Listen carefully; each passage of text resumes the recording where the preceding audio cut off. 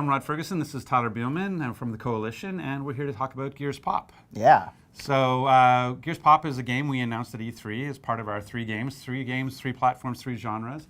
And it's really about bringing Gears of War to the mobile space, basically to play Gears anytime, anywhere. And Tyler, why are we talking about Gears Pop right now? Well, actually, we're coming up on our soft launch. Nice. And yeah, that means that we're going to put the game out in just a few places, but we figured that people might start hearing about it, so we wanted to give everybody kind of an update on what it's all about. Okay, well, fair. So what is it? What is Gears Pop? It's a mobile game. It is PvP. It's what we call bite-sized battles, so they're just 3-minute battles in a battle arena, and you play out Gears characters, Pops in fact, and they run around and have fun and shoot each other in the battle arena. Nice. And so, but I've kind of heard of these type of genre. I know this genre exists on mobile. So what makes this game a Gears game? Yeah, well, really, when you're thinking about how to make this a Gears game, it comes down to three things.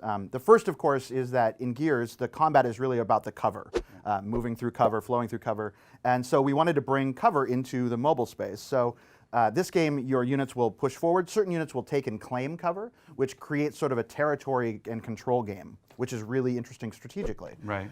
The second thing is, it wouldn't be Gears without big explosive battles and big explosive moments in the game. So there's some stuff in there that is really surprising and changes the scale of the battle quite a bit. Nice. And lastly, third is, of course, characters. Gears is full of amazing characters. Yeah, and I think the nice thing about this is that we're partnering with Funko with Gears Pop. And it was really just sort of happened, you know, one of the things we were looking at was like, how do we make the mobile game a more approachable game, but we want to do it in an authentic way. And so you look down at your desk and there's this sort of, you know, Kate Pop and a Marcus Pop, and they already feel like they belong in the Gears of War universe, although it's a very different art style. And so they felt like the right partner with an amazing product, an amazing art set that we could use in our game. But when we did the trailer with them, it was like, I see Marcus and a Boomer with Locust Boomer on the same team. So what's that about?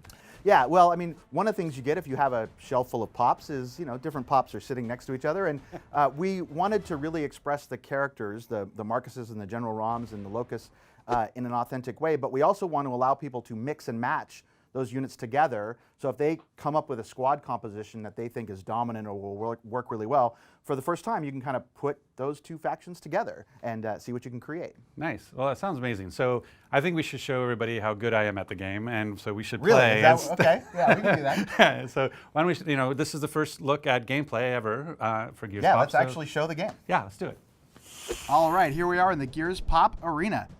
The object of the game is to play out your units and push forward and take down the outposts and the leader at the opposite end of the field. I generally start with this Lancer gear. It'll move forward and start to take cover. This being a Gears game, cover's very important. You'll notice that the blue bar underneath the Gears feet will start to fill up. If it can completely fill that bar, then boom, I get that piece of cover. Other units, like this Marcus Phoenix, will move forward and he'll take cover much faster. That's sort of his special trick. And you'll notice that my territory has now expanded, so I can spawn my pins further forward, like those wretches that are now running up on my opponent's outpost. I'm going to try to press this advantage by playing units on both the left and the right to try to take a little bit more territory, but Rod's put that Boomer right in the middle, so I'm going to use a Hammer of Dawn. Now this is my ultimate ability and will charge up over time, so now I'm going to have to wait a while before I use that again. That Nasher drone is sunk in, so I'm going to use a frag grenade and take care of that problem. Meanwhile, my outposts will clear the wretches. Now, my deck is primarily comprised of units with special abilities. This JD has a down but not out ability, and my Marcus, as I said, takes cover quickly. Now I'm going to put down my Kate. Now, Kate's special because she has sort of a bonsai ability. She's going to run forward and ignore the enemy units and just start hammering those outposts. It looks like she's doing plenty of damage, which is great, because if I can take that outpost down, I'll be ahead in the game by 1 point. Looking really good. Let's see if I can get it. Okay, excellent. There's a grinder on the left. I think I have enough power to put out some additional targets, but he did manage to take down my outpost. I reacted a little bit late to that, so I got to keep throwing things at that grinder. We're about a minute left, so it's double power, which means that power bar at the bottom is going to increase even faster and allow me to play units a lot more quickly. It's a tied game right now. He's taken one of my outposts and I've taken one of his. So really, I'm just going to try to push the advantage on one side or the other. Okay, so he's played a couple big tough, expensive Locust units. So I think he's kind of playing a deck that's really about pushing those monsters forward. My deck's really about taking territory and the tricks of the different units. So I think I've got a pretty good matchup here. I know what to do. He's putting out a lot of units, and I just lost my territory on the right side. My strategy is going out the window. My deck really is about pushing that control of the territory, so I might be in trouble here. Now we've got double power. This is good for him because he can drop big units more quickly, but I can exploit that too by dropping multiple units faster than he can. It looks like we're going to run out of regulation time with a score of 1-1.